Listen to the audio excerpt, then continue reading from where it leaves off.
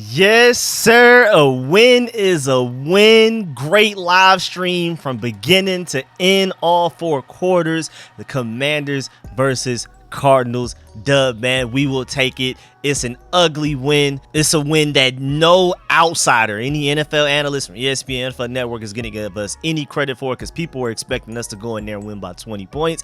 But at the end of the day, we have a W in that win column. We just need to improve, get better, and play way better these next few weeks, really the rest of the season, than we did today. Because this is arguably, I feel like, in my opinion, easily our, I guess you could say, easiest opponent, but it's the NFL, so least difficult, as proven by the way that we played today. But it's like, we struggle with this. You got to be ready to play way better than what you played today to be able to beat anybody else on this schedule. But again, at the end of the day, we're still 1-0, while a lot of other teams out here 0-1. There's some good teams that's going to be 0-1 between the Miami Dolphins and the Chargers. By the time that game ends, somebody's going to be 0-1. Between the Jets and the Bills, both really good teams, somebody's going to be 0-1. The Chiefs, 0-1. It's just, hey, man, we will take a win. Even though it's not like a high quality win, it's not a win where you feel very inspired. I feel inspired with certain traits from certain individuals, certain position groups, and we're going to get to that. Y'all already know how I work, man. We're going to break down every position group. We're going to go quarterback, wide receiver, tight end, defensive line, everybody that contributed to this game in a meaningful way. Now, of course, I don't have access to the all 22 just yet. When I do, maybe I'll do like a review type of thing, a review where I actually watch things and I have a better idea of what actually happened, positives and negatives for each player, every position group, depending on the series, quarter, whatever. Try to break down everything that I can. But from just what I saw live, even though I missed a lot, it's impossible to watch all 11 players on the field at the same time every play. It's literally just impossible, offense or defense, literally. But from what I observed, we're just gonna break down what happened today. Again, I may not be completely correct on some of these things. I may be slightly wrong. Maybe I'll be completely wrong with certain things, because again, you got to look at the all 22. If I don't know, I'm gonna say I just don't know. When we get to a player and I'm like, man, I didn't even really have my eye on them the entire game, or maybe I saw them for a couple of plays, but I didn't really see them enough to really give a true breakdown of how they played today, I'm gonna say that. And like I said, once I get a hold of the all 22 footage, I'm gonna try to do like a review again, just so that we can get a more accurate review of what happened today in this game. I mean, because there's a lot of things like Sam Howell, we're gonna get to him when we get to the quarterbacks, but some things that we're blaming him for may not have been his fault. Some things that we're blaming the offensive line for were probably his fault. Maybe he should have gotten the ball out of his hands sooner, ran through his progression sooner, maybe escaped the pocket a certain way. So it's like really difficult. You really got to get your hands on the all 22 to do a real accurate review. But I'm gonna do with the best that I can today. But either way, man, again, the theme of today is a win is a win. Very ugly against arguably the worst team in the NFL.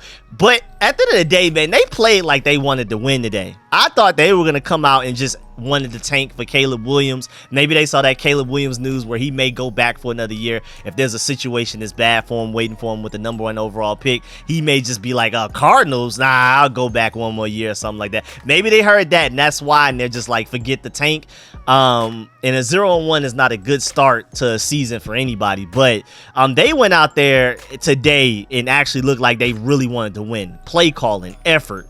Now, those cheap shots, especially on Sam Howell and stuff, the late hits, all of that type of stuff, that was scary, dog. It's really scary to play a team with nothing to lose. They're more likely to go for it on fourth downs and within their own territory rather than doing the obvious punts. One of these games is just started at 4 p.m. I think the Denver Broncos did an onside kick on the first kick of the game.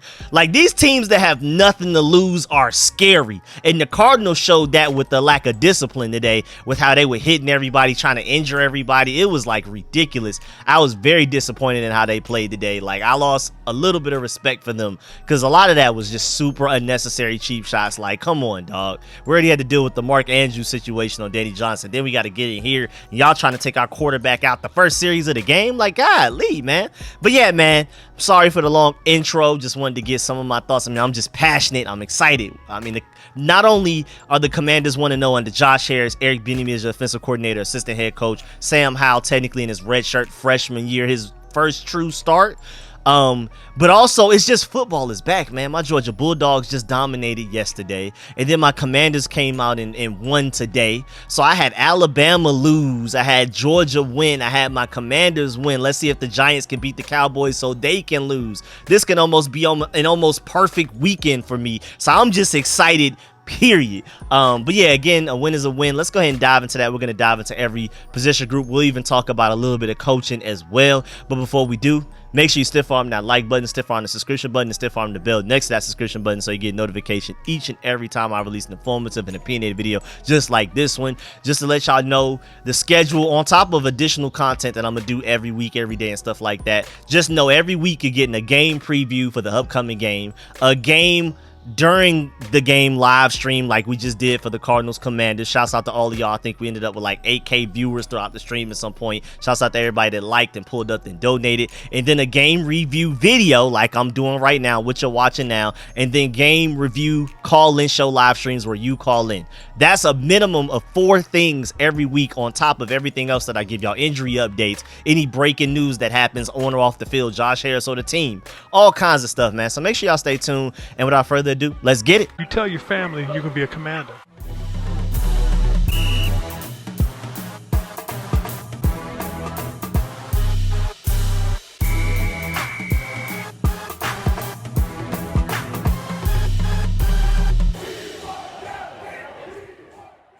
All right, so let's start with coaching first. Eric Bieniemy, there was some underrated play calls involved in that game that I feel like he may not get credit for, but I do feel like overall I was expecting more. I definitely do.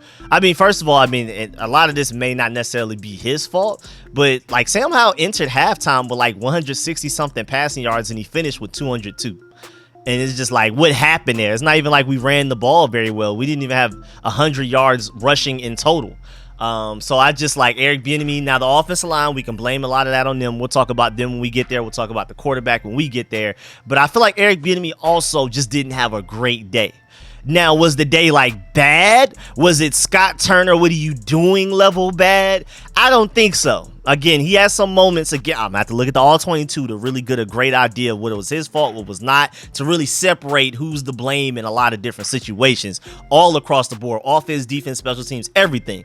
But from what I saw live, from what I took away live, again, I'm gonna have to rewatch the game like regular broadcast view like we just watched. I'm gonna try to rewatch it all 22. I'm gonna like literally end up watching this game again like 2-3 more times to get like a better, more accurate review of what happened. But from what I just saw live, literally just an hour ago or less, it just wasn't great. It wasn't consistent. There was some questionable play calls in there, but I'm still very happy to have them. I believe in this offense. I think it was just a rusty week 1, and I think from here on out we'll only be better. Now at the same time, we're going to play better opponents. We're going to play more difficult opponents, but I feel like we will be a better team moving forward. I feel like we had a really bad game, and to still win after a bad game is relatively encouraging. Maybe that's just me being glass half full like I normally am, but again, a win is a win. And Eric Bieniemy, I just expect more out of you. But I mean, it's not Eric Bieniemy's fault Logan Thomas was dropping passes left and right. It's not Eric Bieniemy's fault that Sadiq Charles was getting ran over, that Andrew Wiley got a spin move put on him so serious that Sam Howell was sacked within like 2 seconds of snapping the ball, which is just absolutely ridiculous. It's not his fault that Sam Howell was holding on to the ball too long at times. It's not his fault that Sam Howell didn't see De'Ami Brown wide open down the field at times for like literally like 70-yard touchdowns. I think like once or twice in this game. It's not Eric Bieniemy's fault. There were a lot of bad execution things, but again, to do my best job that I can of trying to isolate certain things without the all 22, I do want to admit that Eric Bieniemy did not have a great day. Maybe like a B-, C+. He had his moments though. He had his moments. Wasn't bad, but also wasn't just this super great what I was seeing in the preseason level of adjustments type of thing. But again, bad execution. Maybe if guys catch passes, maybe if we keep momentum, drives go a little bit longer than they were because of drop passes or whatever, the offensive line trying to Willie Beeman Sam Howell from any given Sunday. Maybe Eric Bieniemy has an A+ day because the offense is moving, and relatively we just think he just was a genius today just simply because the offense was more productive. It's really hard to tell, really hard to isolate certain things like that, but we will see. Now moving on to the quarterback, Sam Howell, 19 of 31, 202 yards, 1 touchdown, 1 interception, 6 sacks for 46 yards.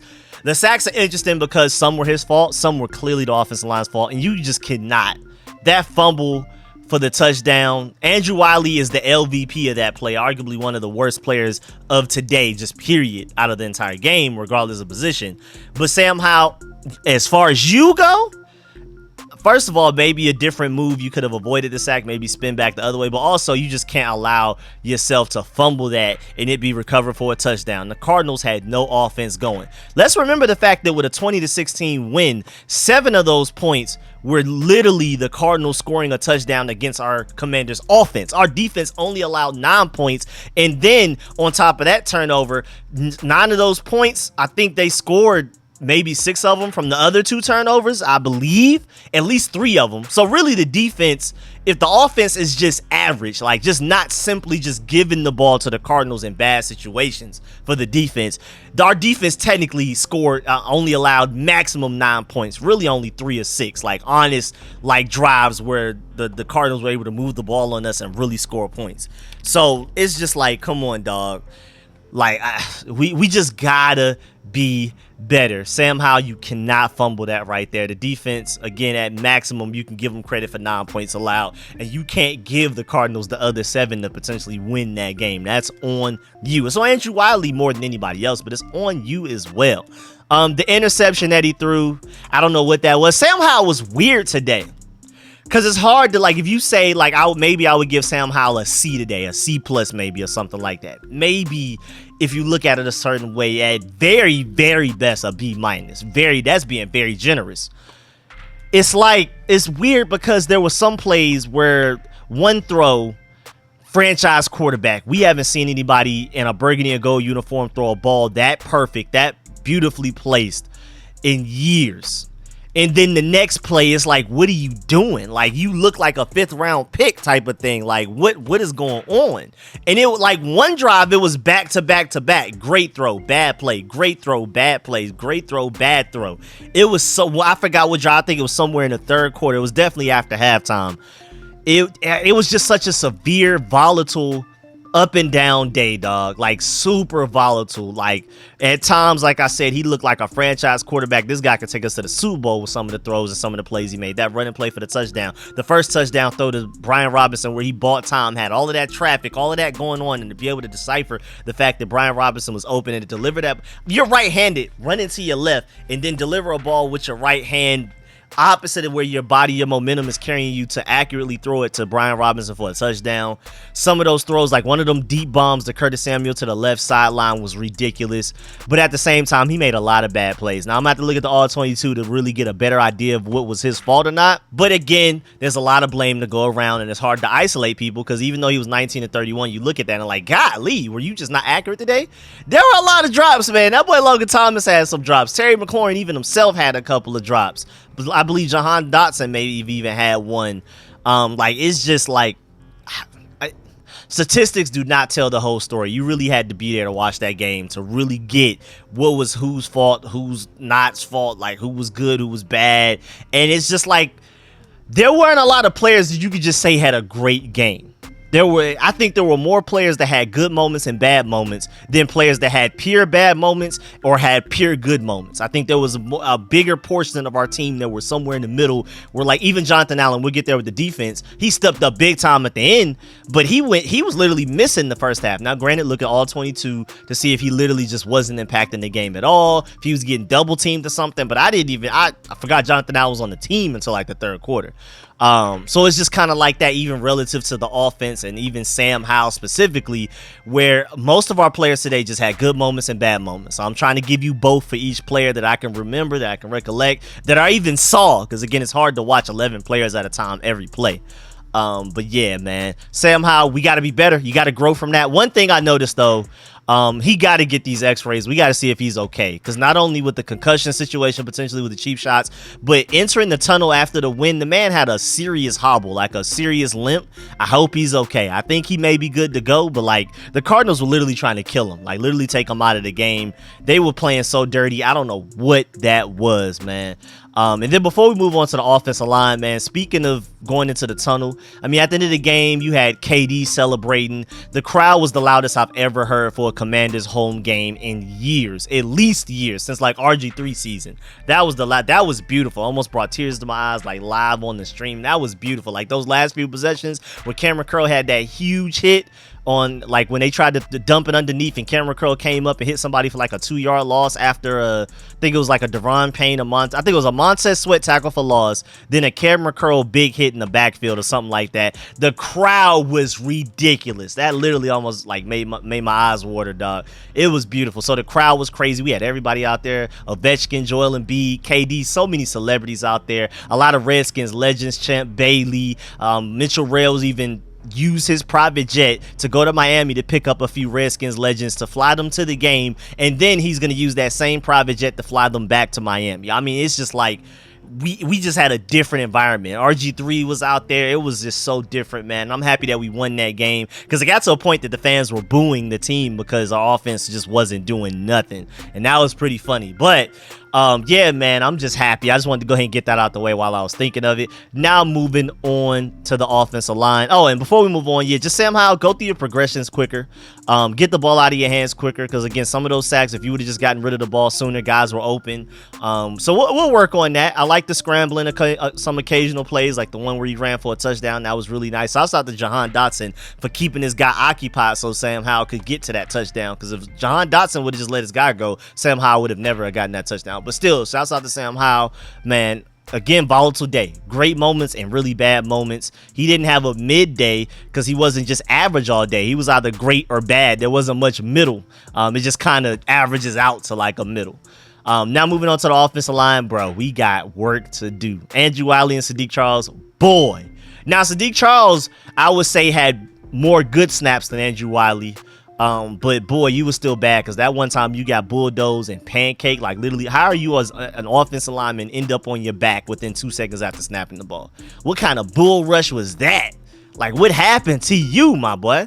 But other than that, Sadiq Charles wasn't that bad. I think he may have had a holding penalty, but Andrew Wiley was easily our worst offensive lineman today. I was sick when I saw Samuel Cosmi come out the game for like a snap, but then he went back in. I think he came out for like a snap or two, concussion or something like that.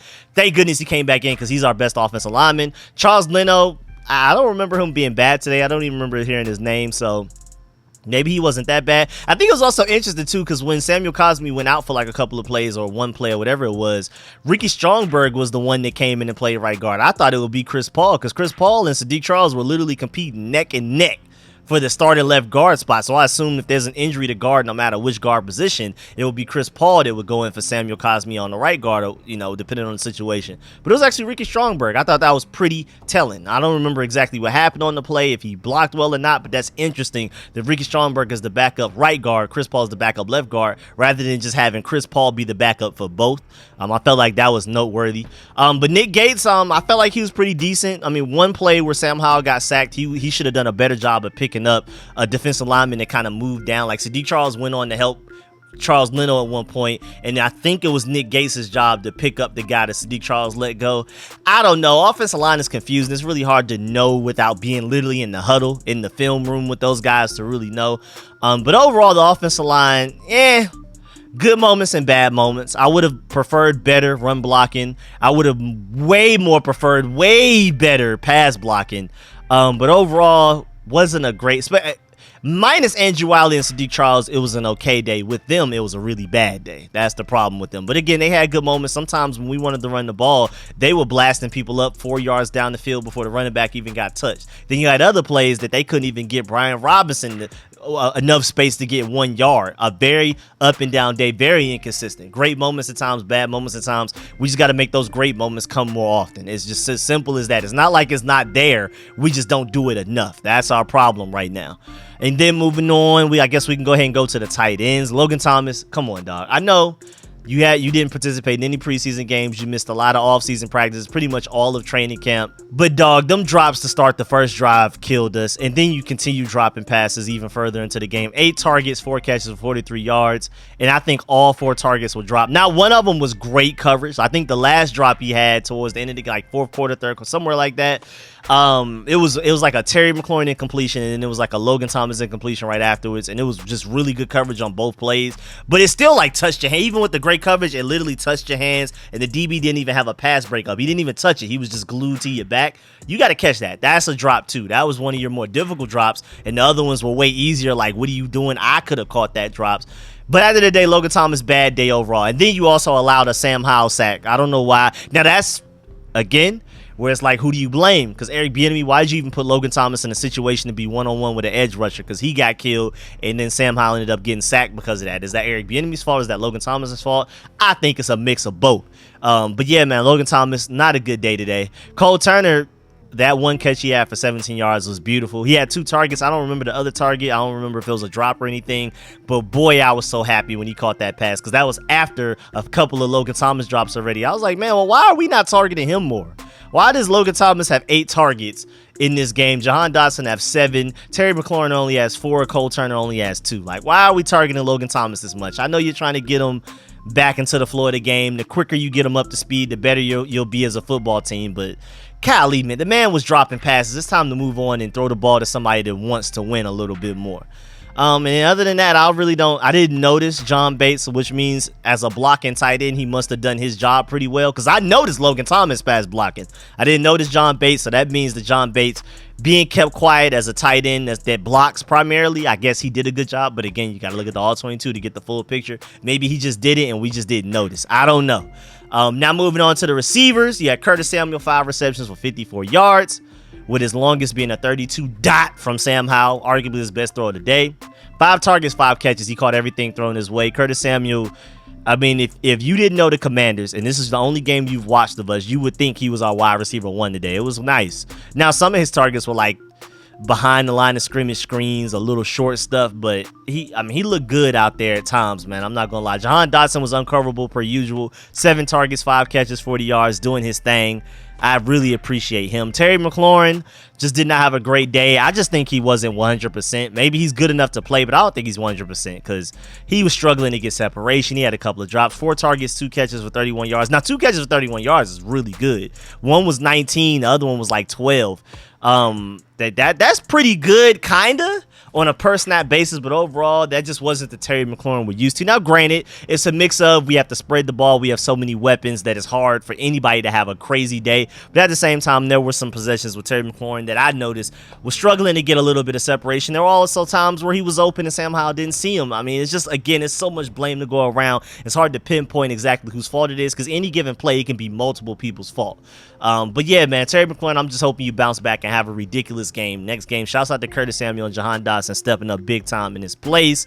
And then, I mean, other than De'Ami Brown, like I said, there were times, I remember one play vividly, he was literally open down the field for like a deep bomb, and Sam Howell literally just didn't see him, didn't even try to throw him the ball. So it's just like, how can you really blame him for his lack of targets? And then moving on to the running backs, Brian Robinson was our lead back by far, not even close. It was like Brian Robinson got a couple of carries, then Antonio Gibson got a couple of carries, then Antonio Gibson had that ridiculous fumble. And I know you hate being called Gibby, but I had to call you Gibby for the rest of the day after that fumble, dog. Like, what was that?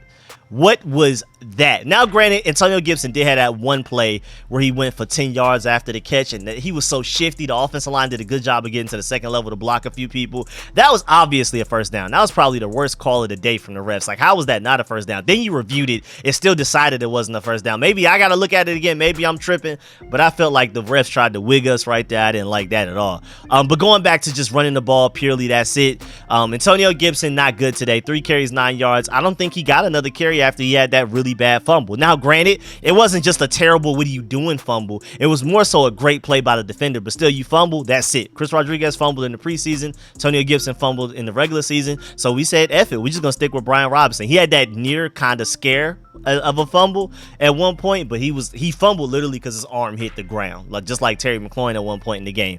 19 carries, 59 yards, not great, but a lot of that to blame is on the offensive line. He also had that really good run to put the game away, and then it was holding on somebody, so that would have helped his stats out a lot. For 20 carries for like 70 yards, and it would have sounded better. So it's just a lot of little things that's just like, man, you look at the stats don't tell the whole story. 19 59 yards does not tell the whole story of Brian Robinson. Plus, on top of that, again, he had 2 targets. His only catch was that touchdown reception to give us a 7-0 lead, I believe, at the time. That was beautiful. Man, Brian Robinson had himself a pretty good day. I wouldn't say anybody in the running back group had a spectacular day, but he was the better of the running backs. Sam Howell even ran the ball twice, 11 yards. You know what I'm saying? 1 touchdown. He did his thing. Chris Rodriguez, I like the fact that we used him at fullback a couple of times. We picked him up. I think it was like a 3rd and 1, like in the first drive of the game, I think it was. Chris Rodriguez was fullback, took it for the first down. I like that. 3 carries, 7 yards. Decent. Curtis Samuel, of course, he's going to be used as a receiver, as a running back. Passes into the flat, stuff out of the backfield. He had 1 carry for 6 yards. I like the fact that we're starting to get Curtis Samuel involved a little bit more than Scott Turner was doing.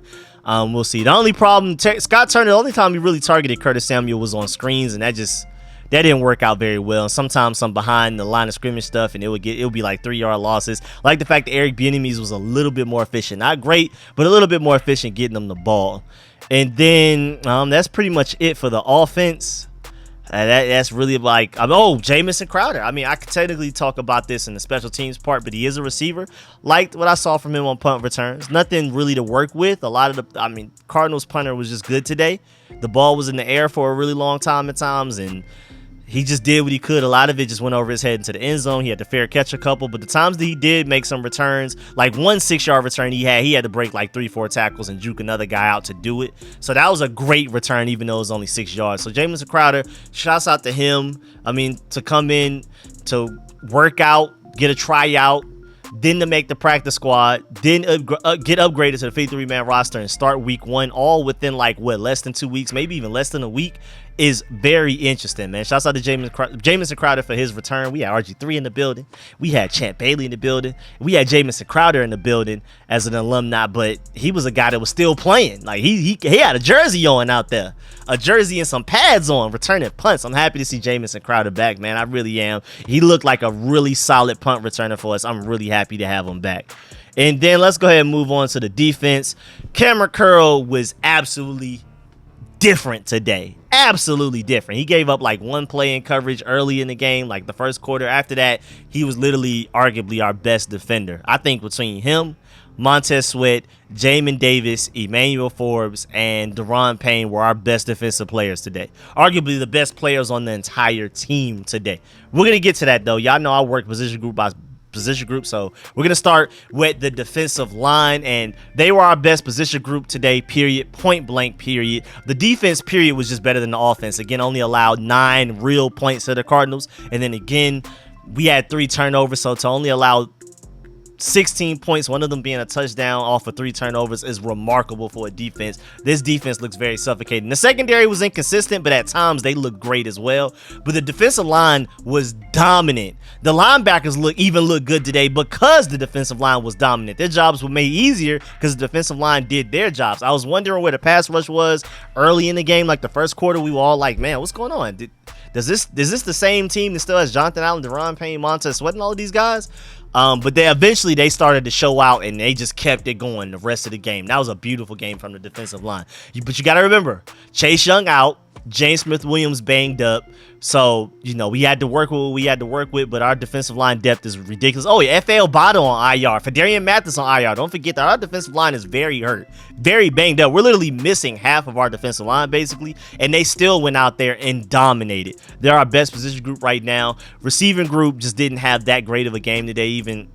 You could argue some of it wasn't their fault, but arguably our 3 best position groups, wide receiver, secondary, defensive line. Defensive line was easily our best. I feel like that's safe to say. I don't even think it was close. Secondary maybe 3rd. I'd probably get a receiver 2nd. I don't know, but defensive line easily first, man. I mean, they balled out today. First of all, interesting stat. Shouts out to Nikki Javala. The Commanders defense had 11 tackles for loss, tied for their third most in the game since 2001, since tackles have become an official stat.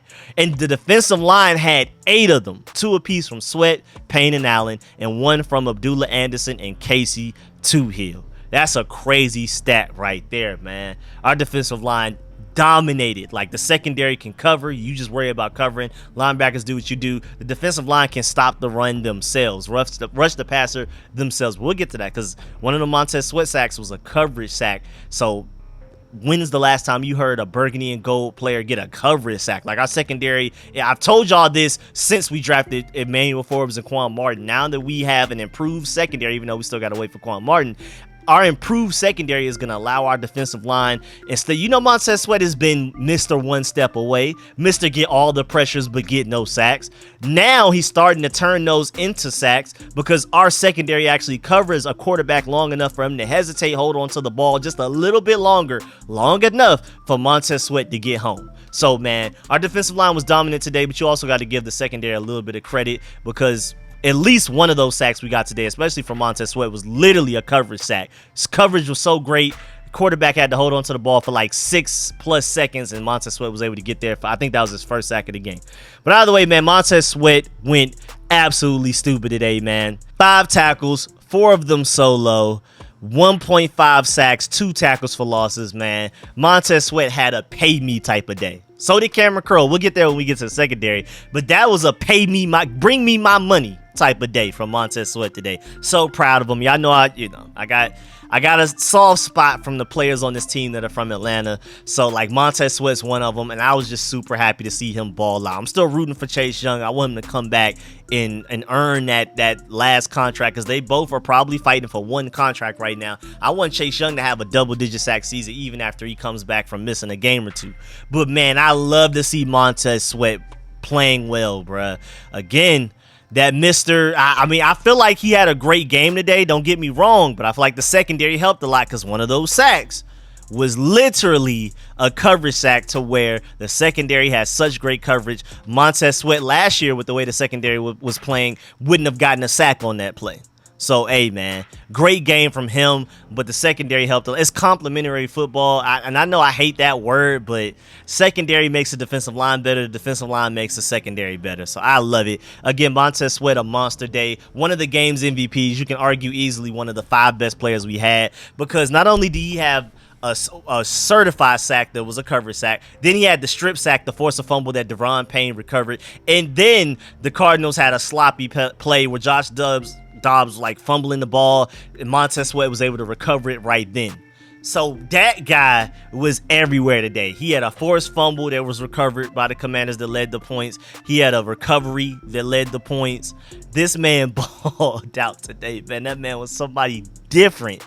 And then Deron Payne, man, he flashed a lot as well. Between him and Montez Sweat, flashed the most out of the defensive line. Deron Payne was everywhere. Run game, pass rush. He technically didn't record a sack. He had 2 tackles for losses, but he was everywhere, man. I mean, one of them Abdullah Anderson plays where he got a tackle for loss was a play where Deron Payne blew it up, and then everybody had to panic and just avoid him, and then he ran into Abdullah Anderson where Abdullah Anderson got an easy tackle for loss that was literally set up from Deron Payne being so dominant. Then also Jonathan Allen, he was a little quiet the first half, then he showed out and he had that one ridiculous sack at the end. I love the celebration. Pretty much a butt sack where he like tackled him with his back, like literally falling backwards to the quarterback and basically posted him up and he fell type of thing.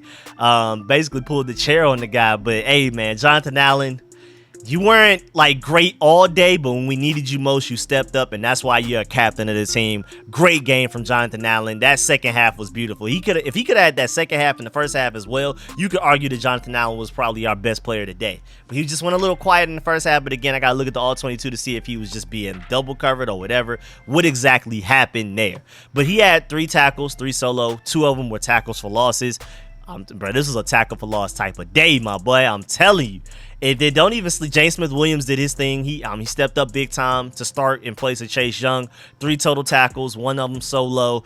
He just held that edge. That's what he's going to do. He's not going to give you much pass rush upside, but he's going to hold that edge and allow everybody else to play their part to stop the run and all of that type of stuff. So I appreciate him. Casey Toohill was everywhere in the first half. It was the Casey Toohill show in the first half and the Jonathan Allen show in the second half. Abdullah Anderson, who we picked up from the Falcons late in the free agency, he played meaningful snaps today, especially with F.L. Bada, Fadarian Mathis, and Chase Young gone, and he made the most of it. He had a couple of good plays today as well. I really liked what I saw from the defensive line today. That was very encouraging. I expect them to be the best defensive line in football, literally number 1. But with Chase Young out, James Smith-Williams banged up, F.L. Bada and Fadarian Mathis on injured reserve, I was expecting them to still be great, but I didn't think they would be that dominant today. So shouts out to all of the guys in the depth chart, all of the backups that stepped up big time and played meaningful snaps today and made plays. And then, of course, John Ridgeway, he had 1 tackle, but his job is to eat up double teams, and the fact that I didn't notice him today means he did his job. I'm not looking at why are we getting gashed through the middle? Where's John Ridgeway? I don't really remember having a thought like that, so I'm assuming he did his job, but that's another guy. Gonna have to look at the All-22 to really see what he did today, whether he played well or not. Now moving on to the linebackers. Hey man, Jamin Davis had a great run stop day today.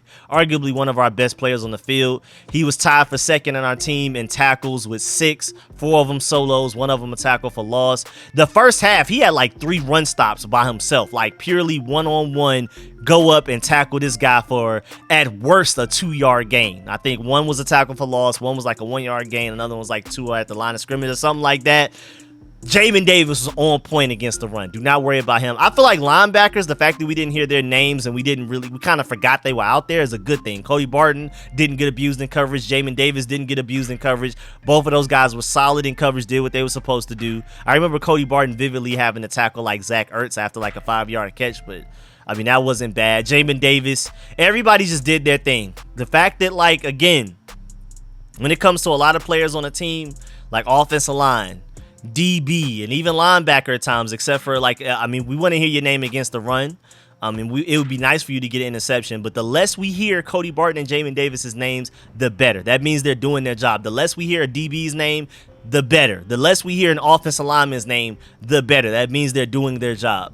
So that's pretty much the logic I have for the linebacker group. I didn't really notice a lot of flashes in a positive way, but I definitely didn't notice anything negative. I'm going to have to look at the All-22 to get a full picture of it, but I felt like they had a solid day today, and especially, again, Jamin Davis against the run was dominant, especially in the first half.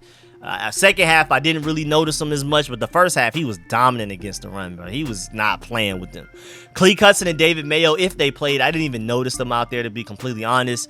Again, I guess that's a good thing. I'll take it. I know David Mayo had 1 tackle, but that's it, and Cleek Hudson has no stats to show, so I don't know what happened there. Now, moving on to the secondary, we got to start with the best one out of all of them, arguably the best. It's between Cameron Curl, Emmanuel Forbes, who balled out the most in the secondary. Percy Butler had a great day today, too, though. But we'll get to that. Cameron Curl, we got to start with him, in my opinion. You just got to, bro. That man led our team in tackles with 10. Second place was tied for 6 with Jamin Davis and Kendall Fuller.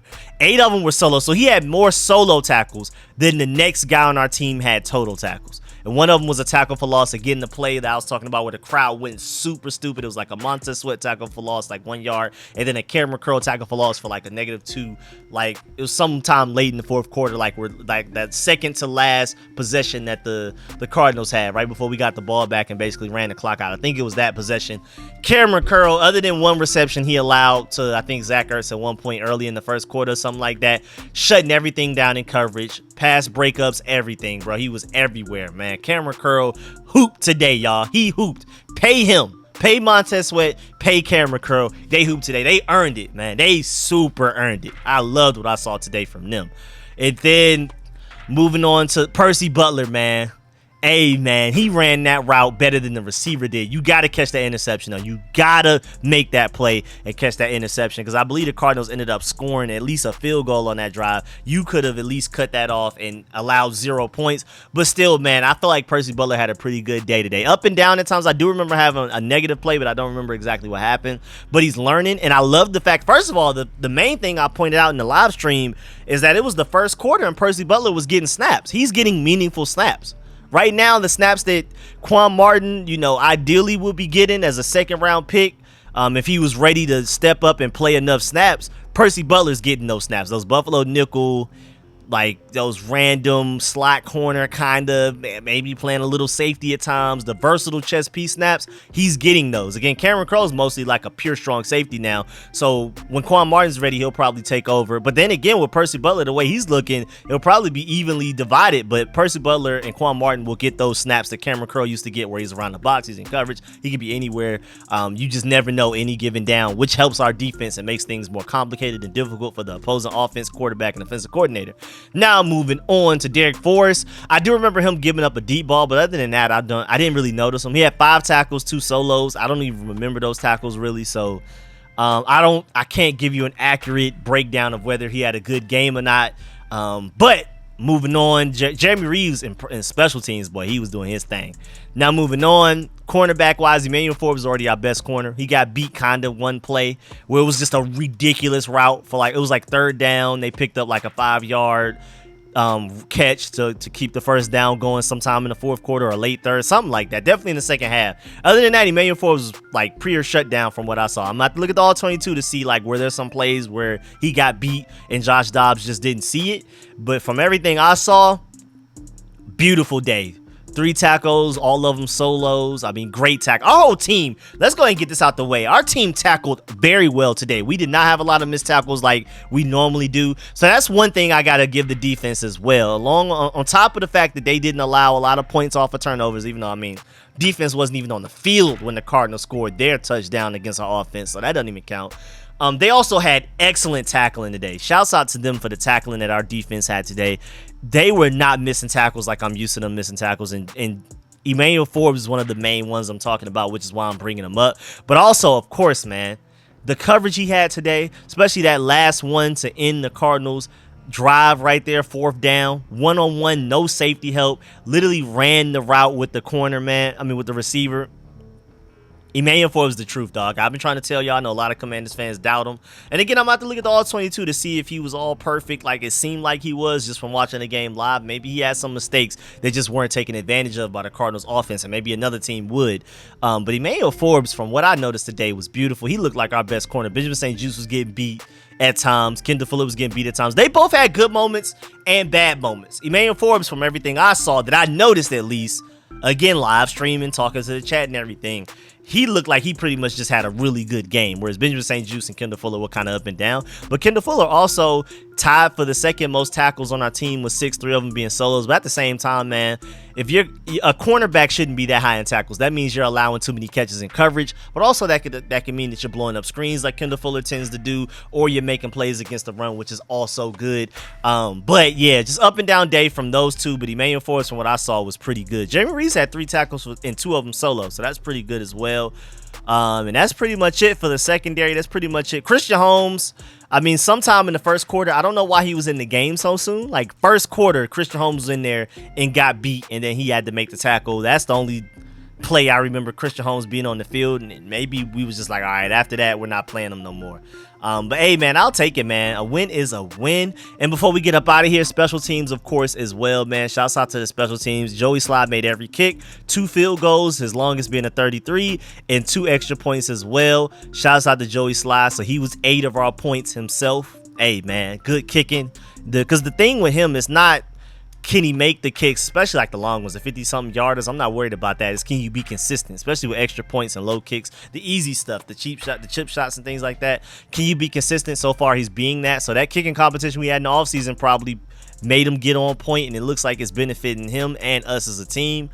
And then on top of all of that, man, even like him kicking kickoffs, it's always a touchback, and I'll take that every time. I want it to be a touchback every time. I don't even want to give somebody an opportunity to return it. So that's another reason why he won the kicking competition, because he can kick it far, and it's literally a touchback almost every kickoff, if not every kickoff. I think it was every kickoff.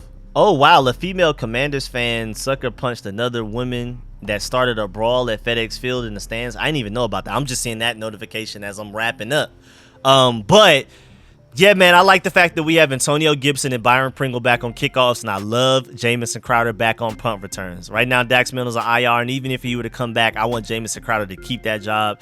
Casimir Allen, I mean, you just got to earn our trust back. And then Tress Way, he had one bad punt, but other than that, Tress Way was just Tress Way. Future Hall of Famer, I feel like he at the very least should be. He has some ridiculous punts today. One of them, his longest being a 59-yarder, completely flipped the field position. We were like on our own 20. He kicked it to the other team's 20.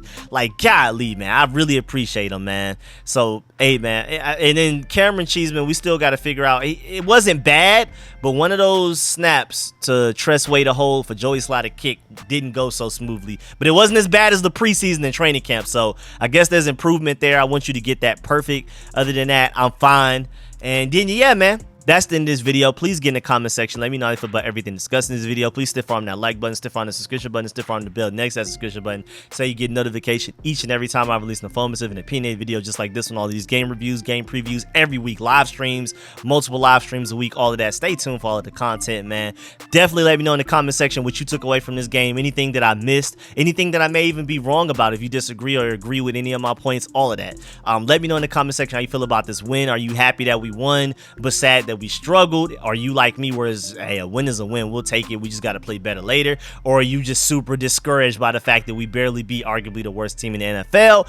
Let me know how you feel about all of that. I will try to be in the comment section and try to read and reply to every comment. And of course, man, I appreciate all the support, man. Shouts out to all of my sponsors, especially my Pro Bowl sponsors. Name is scrolling on the screen right now. YouTube is doing a weird thing right now, so like it's like sponsorships and donating is a little weird, so that's why I'm promoting my Cash App right now. It is $Rico Scores. So if you want to donate, I'd really appreciate it right now. I'd really appreciate it if you can donate to the channel, give whatever you can. I'm trying to work my way up to improve the stream. I'm working on saving up for a better stream deck. I'm literally just taking the money, putting it back into the stream and the show and the channel. So I really appreciate y'all. Again, it's $Rico Scores on Cash App. So really appreciate y'all, and it's in the description of the video. I'm gonna catch y'all later. Appreciate the support. Shouts out to all of y'all that pulled up to the stream, left the like, donated, all of that. I'm gonna catch y'all later. I'm out.